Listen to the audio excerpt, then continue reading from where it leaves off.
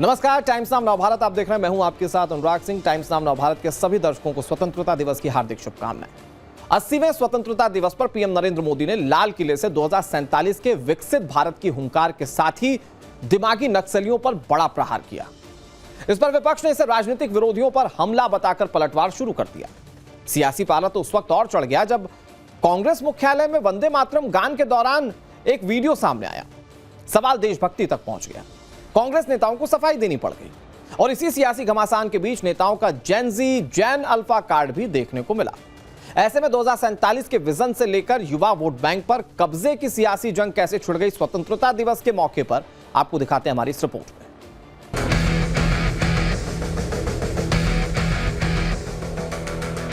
हमारा कन्विक्शन रहा है कि भारत को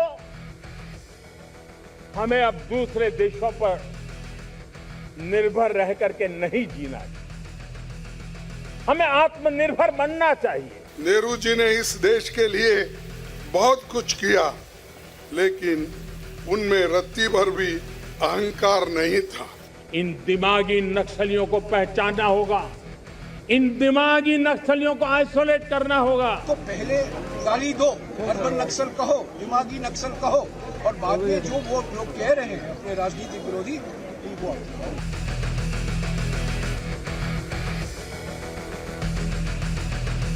और राहुल गांधी और सोनिया गांधी दोनों ही लाल किले पर मौजूद नहीं थे।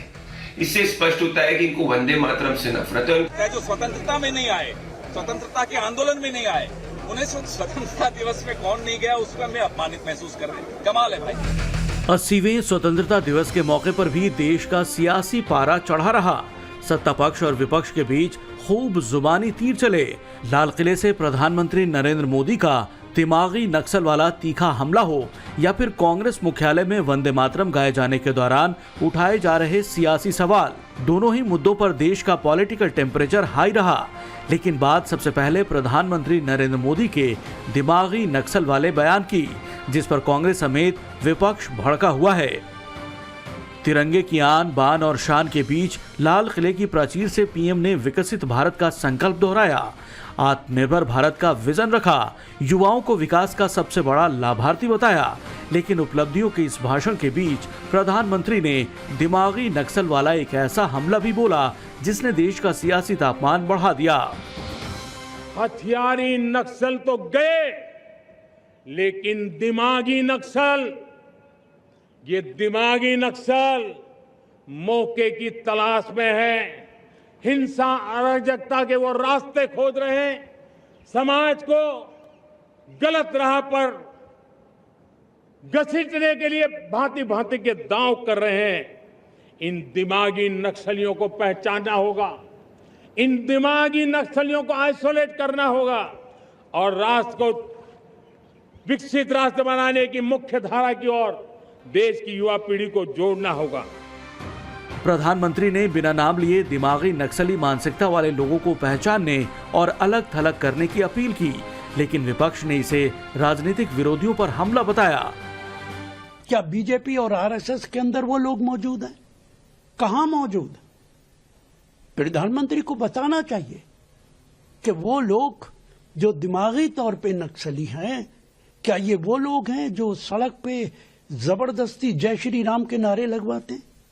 क्या ये वो लोग हैं जो जबरदस्ती लोगों को ट्रेन से उतार के मारते हैं?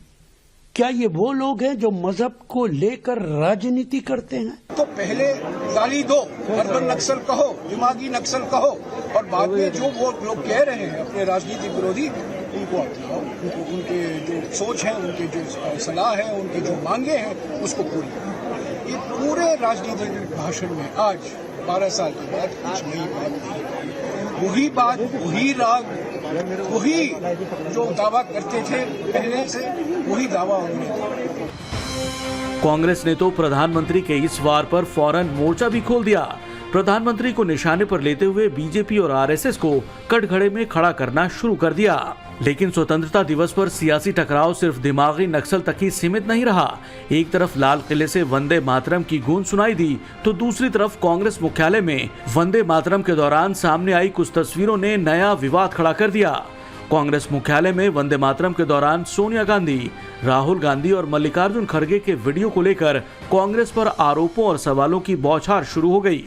बीजेपी नेताओं ने तो सोनिया गांधी पर वंदे मातरम को रोकने के लिए कहने का आरोप लगा दिया, ये कहते हुए कि सोनिया गांधी कथित तौर पर इतनी नाराज हो गई कि उन्होंने पार्टी कार्यकर्ताओं से इसे रोकने के लिए कहा।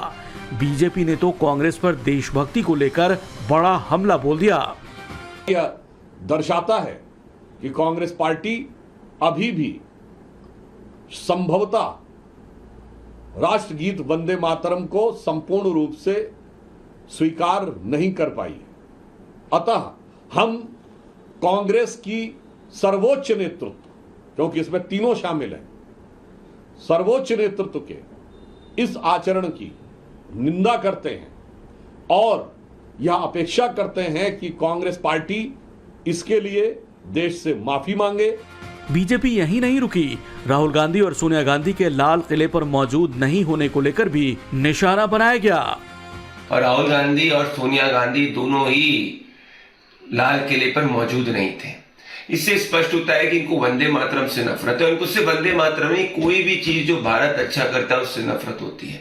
आज 88th इंडिपेंडेंस डे पे कांग्रेस ने बता दिया कि उसके डीएनए के अंदर देशभक्ति नहीं परंतु देश के अंदर एनार्की फैलाना है। और यही माइंडसेट को प्रधानमंत्री नरेंद्र मोदी जी ने दिमागी नक्सल माइंडसेट कहा।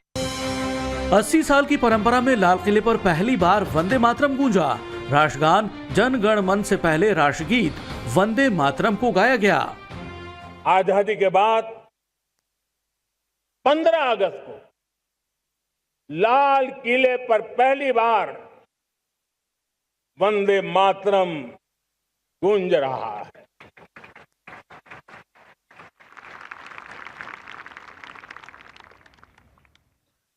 आज जब हम देश के लोग वंदे मातरम के 150 वर्ष मना रहे हैं तो इससे बड़ा उत्तम अवसर क्या हो सकता है। हाल ही में नरेंद्र मोदी सरकार ने कानून में संशोधन कर राष्ट्रगीत वंदे मातरम को राष्ट्रगान जन गण मन के बराबर दर्जा दिया है। जब तक वंदे मातरम के 2 छंद ही गाए जाते थे, लेकिन मॉनसून सत्र में सरकार ने वंदे मातरम के पूर्ण संस्करण को राष्ट्रगान के समान कानूनी संरक्षण दिया है। और आज जब यही राष्ट्रगीत कांग्रेस मुख्यालय में बज रहा था, तब वंदे मातरम के 2 छंद बजने तक सब कुछ ठीक था। कांग्रेस नेता शुरू के करीब 55 सेकंड तक राष्ट्रगीत को गा रहे थे, लेकिन इसके बाद भी जब ये बजता रहा तो सोनिया गांधी, मल्लिकार्जुन खड़गे और राहुल गांधी असहज दिखाई दिए।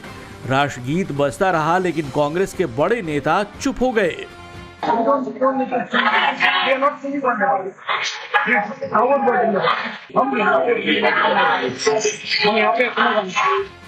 बीजेपी ने इन तस्वीरों को मुद्दा बनाया, आरोप लगा दिया कि कांग्रेस नेतृत्व वंदे मातरम का सम्मान नहीं करता। तो कांग्रेस महासचिव जयराम रमेश का पार्टी के बड़े नेताओं की बॉडी लैंग्वेज पर यह सफाई सामने आई। आज यहाँ इंदिरा भवन में पूरा वंदे मातरम गाया गया, इसमें कोई वाद विवाद का सवाल नहीं उठता। कोई रोकने का कोई प्रयास नहीं था, कोई रोकने का प्रयास नहीं था, क्योंकि लंबे समय से कांग्रेस अध्यक्ष खड़े हुए थे। सोनिया जी कह रही थी उनके लिए कुर्सी लाके रख दो, बस। जयराम रमेश ने वीडियो को लेकर स्थिति साफ की, तो वहीं पवन खेड़ा ने लाल किले पर लोकसभा के नेता विपक्ष राहुल गांधी और राज्यसभा के नेता विपक्ष मल्लिकार्जुन खड़गे की गैर मौजूदगी वाले सवाल पर पूरी बीजेपी को ही कटघरे में खड़ा करने की कोशिश की। सर, लाल किले पर लगातार दूसरे साल राहुल गांधी और खड़गे जी नहीं गए, इसकी क्या वजह है? अपमान किया गया स्वतंत्रता दिवस में। हर चीज में उन्हें अपमान लगता है। जो स्वतंत्रता में नहीं आए, स्वतंत्रता के आंदोलन में नहीं आए, उन्हें स्वतंत्रता दिवस में कौन नहीं गया उसका मैं अपमानित महसूस कर रहे हैं। कमाल है भाई। दिमागी नक्सल को लेकर वंदे मातरम तक आर पार की सियासी जंग के बीच इस 80वें स्वतंत्रता दिवस की सबसे बड़ी सियासी लकीर खींची गई देश के सबसे बड़े वोट बैंक यानी युवा और जेनजी के नाम पर। युवा, टेक्नोलॉजी, आत्मनिर्भरता और 2047 के विकसित भारत के विजन को पूरा करने के लिए पीएम मोदी ने 1 करोड़ युवाओं को एआई ट्रेनिंग देने और नौजवानों को विकसित भारत का सबसे बड़ा साधक बताकर सीधा कनेक्ट किया। जब मैं विकसित भारत की बात कर रहा हूं, देश को तेज गति से आगे बढ़ाने की बात कर रहा हूं, उसका सबसे बड़ा लाभार्थी कौन है? इन सारे प्रयासों का सबसे बड़ा साधक कौन है? अगर साधक है तो मेरे देश का युवा है, मेरे देश की युवा शक्ति है। विकसित भारत की यात्रा में युवाओं की बहुत बड़ी भूमिका है। इतना ही नहीं, विकसित भारत का सबसे बड़ा लाभार्थी भी मेरे देश का युवा है और इसलिए हमें विकसित भारत के लक्ष्य को युवाओं के साथ जोड़ करके आगे बढ़ाना है। युवाओं हमारी सर्वोच्च प्राथमिकता के साथ हमें आगे बढ़ना है। लेकिन प्रधानमंत्री के विकसित भारत के इस विजन के सामने कांग्रेस ने युवाओं के सामने सवाल खड़े किए। वहीं अखिलेश यादव ने जेन जी और जेन अल्फा के दम पर 2027 में बीजेपी के सीधे सफाई का दावा ठोक दिया। आज नौजवानों के सपने कुचले जा रहे हैं। सरकार की गलत नीतियों ने उन्हें ऐसी अंधी गली में ढकेल दिया है कि देश भर में युवा आंदोलन कर रहे हैं और वो आंदोलन के पीछे जो भी कर रहे हैं हम उनको कांग्रेस पार्टी और हमारे नेता एलओपी वो फुल सपोर्ट कर रहे हैं कि ये नहीं कि हम पीछे चुप बैठे हैं। चुनाव आएगा, बटन दबेगी और इतनी बुरी हार हारेगी बीजेपी कि जैन जी तो हैं ही हैं, अब जैन अल्फा भी आ गए हैं और बुजुर्गों का साथ तो है ही है। एक रंगी लोगों का पता नहीं लगेगा कहाँ चले गए एक रंगी लोग। इससे पहले राहुल गांधी ने एक वीडियो शेयर कर जेन जी को लोकतंत्र की ढाल बताया और मोदी सरकार पर संविधान पर हमले का आरोप मढ़ा।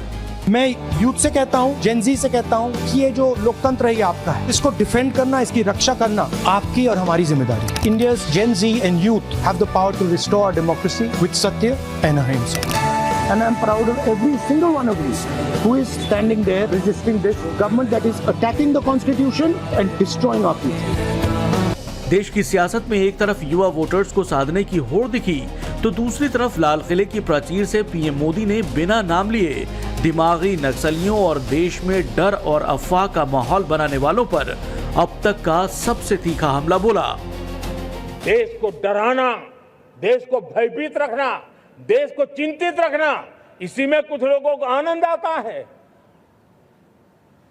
वैक्सीन नहीं मिलेगी, कोविड में लोग बचेंगे नहीं, कुछ भी नहीं होने वाला। वेस्ट एशिया का क्राइसिस आया, पेट्रोल पंप पे पेट्रोल नहीं मिलेगा, गैस नहीं मिलेगा, डीजल नहीं मिलेगा, फर्टिलाइजर नहीं मिलेगा। सारी दुनिया भर की अफवाहें फैला करके भारत के लोगों को भयभीत करने का, डराने का, चिंता के अंदर डुबो देने का कुछ लोगों को आनंद आ रहा था।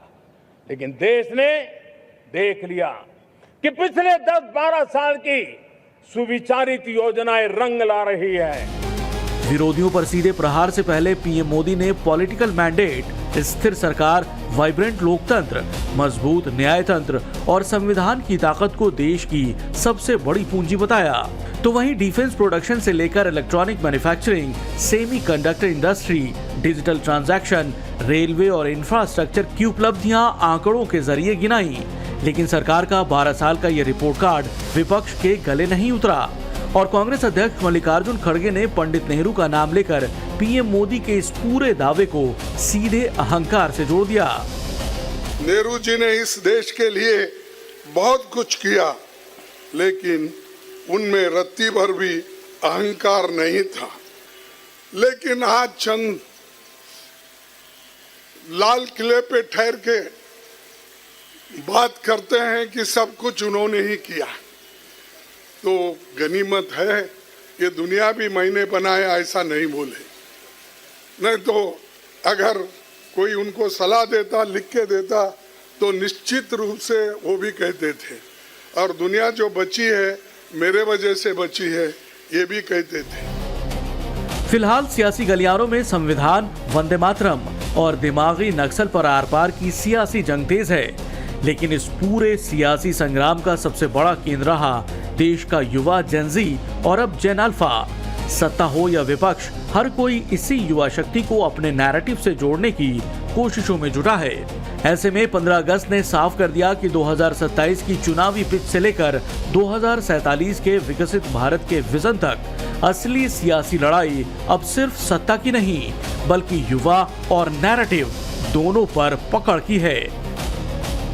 Bureau report, times now Navbharat.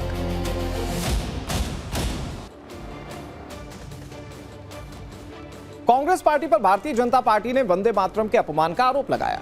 इन सबके बीच कांग्रेस मुख्यालय का एक और वीडियो सामने आया जिसमें राहुल गांधी की आवाज माइक पर रिकॉर्ड हुई। वंदे मातरम को लेकर राहुल क्या कह रहे हैं, आपको सुनना चाहिए।